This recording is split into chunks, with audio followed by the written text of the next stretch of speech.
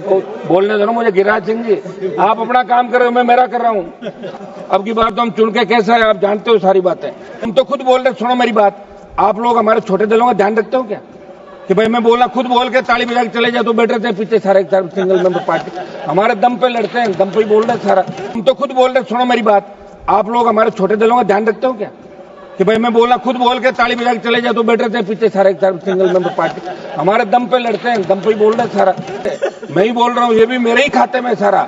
मैं ही लड़ाई लड़ रहा हूँ यहाँ पे, मुसलमानों की भी लड़ रहा हूँ, मेरे समाज की लड़ रहा हूँ, अग्निवीर की लड़ रहा हूँ, किसान की लड़ रहा हूँ, बेरोजगार की लड़ रहा हूँ, बढ़ती महंगाई की, भ्रष्टाचार की और बढ़ते अपराधों की सारी लड़ाई मुझे लड़नी पड़ रही है। बेनीवाल जी, अध्यक्ष जी, मेरे से पूर्व हमने गृह मंत्री जी को भी सुना, पूरे देश के विद्वान इस साइड से भी बोले, इधर से भी हमारे बोले, जमकर बहस हुई।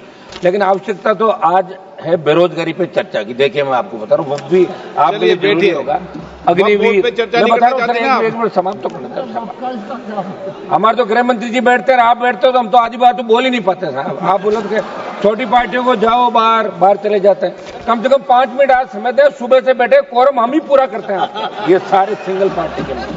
अध्यक्ष जी, मेरा निवेदन था कि सारी चर्चा हुई और निश्चित रूप से मुसलमानों के अंदर एक मैसेज है देश के अंदर कि वक्फ का जो बिल आ रहा है वो मुसलमानों के खिलाफ है। मैं आपको याद दिलाऊं अध्यक्ष महोदय कि मुस्लिम क्रांतिकारियों ने भी आजादी के आंदोलन का अपना योगदान दिया, जिसमें मौलाना अब्दुल कलाम आजाद, अशफाक उल्लाह खान, मौलाना मोहम्मद अली जोर और मौलाना हसरत मोहनी जैसे नाम शामिल है। ये सरकार जब इस प्रकार के विधेयक लेकर आए तो उनका योगदान नहीं भुलाए और ऐसा मैसेज देश के अंदर नहीं जाए, यह मेरी मांग है।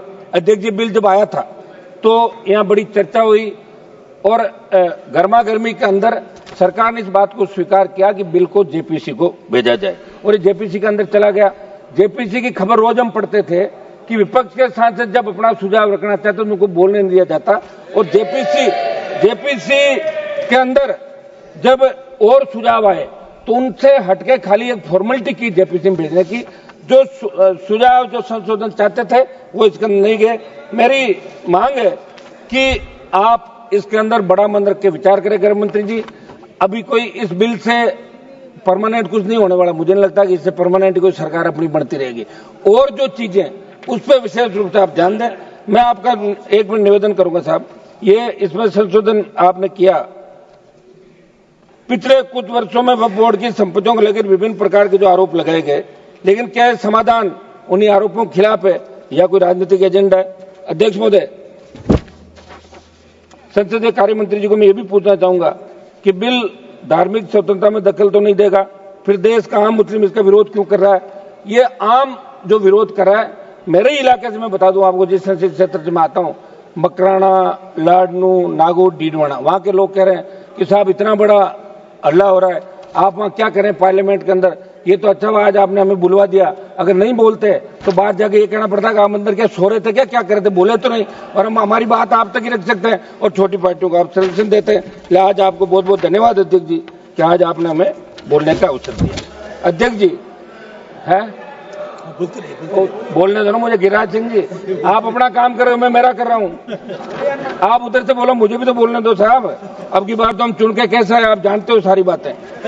सदन में जब मुस्लिम समाज की बात चल रही सदन माध्यम से ये भी अवगत करा दें कि इस वक्फ विधेयक से आर्थिक, धार्मिक और सामाजिक असमानताओं का सामना जो करना पड़ रहा है, सरकार की नीतियों में बदलाव है, लेकिन मुसलमानों की शिक्षा और रोजगार में स्थिति में कोई व्यापक सुधार 70 साल में नहीं हुआ। ठीक है, ये लोग भी भाषण दे रहे थे, लेकिन मुसलमानों का जो सुधार आर्थिक, सामाजिक, धार्मिक रूप से नहीं हुआ, तो इसमें कहीं न कहीं दोष इन लोगों का भी है। हाँ, हम बिल के इसके आपके विधेयक के खिलाफ है, लेकिन कांग्रेस पार्टी भी कहीं न कहीं अगर ये विचार करती तो निश्चित रूप से बहुत बड़ा और फायदा हो सकता था नौकरियों में और सब बातों में। अध्यक्ष महोदय, हमारी जो वक्फ की संपत्तियां, सुनिए एक बार, सुनो साहब, वक्फ की संपत्तियां हैं। अब हम तो खुद बोल रहे, सुनो मेरी बात। आप लोग हमारे छोटे दलों का ध्यान रखते हो क्या कि भाई मैं बोला खुद बोल के ताली बजा के चले जाए तो बैठ रहे थे पीछे सारे सिंगल मेंबर पार्टी हमारे दम पे लड़ते हैं, दम पे ही बोल रहे सारा। वक्फ संपत्तियों की सरकारी संपत्ति घोषित करने की साजिश। अध्यक्ष जी, मैं ये पूछना चाहता हूं कि ये जो बिल है, इससे कहीं ये तो नहीं कि सारी जो वक्फ की संपत्तियां हैं इसमें आप अपने नॉमिनेट करके और कलेक्टर को पावर देकर सरकारी संपत्तियां तो घोषित नहीं करें? ये एक बहुत बड़ा मुद्दा इस देश के प्रत्येक व्यक्ति के मन सामाजिक ताना बाना। अध्यक्ष महोदय, इस बिल लाने के पीछे सरकार की मंशा पर सवाल निशान खड़े हो रहे हैं, क्योंकि आपकी नीतियां उद्योगपतियों के हित को देखकर बन जाती है। जैसे जमीन को धार्मिक और सामाजिक कल्याण के लिए संरक्षित किया गया था, उसे हड़पकर बड़े उद्योगपतियों को बांटना, मुस्लिम समुदाय के अधिकारों को चिरा करना। एक मिनट समाप्त करो। इसलिए ये कैसे सुनिश्चित होगा कि मुस्लिम समुदाय के अधिकार का नहीं होगा? ये सरकार के हितों को नजरअंदाज कर पूंजीपतियों को फायदा पहुंचाया जा रहा है। ये अन्यायपूर्ण नीति न केवल संविधान के मूल्यों के खिलाफ है, बल्कि सामाजिक ताने बाने को भी कमजोर करने का बड़ा षड्यंत्र है। अध्यक्ष जी, मैं ज्यादा इन पन्नों में नहीं जाऊंगा, फिर आप कह दोगे कि पन्ने पड़ रहे। मैं तो राजस्थान की बात करूंगा। राजस्थान में जो वक्फ की संपत्तियां हैं, ये मेरे प्रदेश के अंदर वक्फ की कौन सी संपत्तियां हैं उनके बारे में लोगों को पता ही नहीं। और राजस्थान प्रदेश की वक्फ की कौन कौन सी संपत्तियां जो सरकार की तरफ जा सकती है, राजस्थान का मुसलमान भी देखना चाहता है कि हमारे हितों पे कुठाराघात हो रहा है। देखिए, राजस्थान से 11 MP चुनका है। बड़ा मुझे वो कहते हुए वो आ रही है कि 11 में से कांग्रेस पार्टी कम से कम एक को तो बोलने का मौका देती है। आप उधर से, मैं ही बोल रहा हूँ, ये भी मेरे ही खाते में सारा।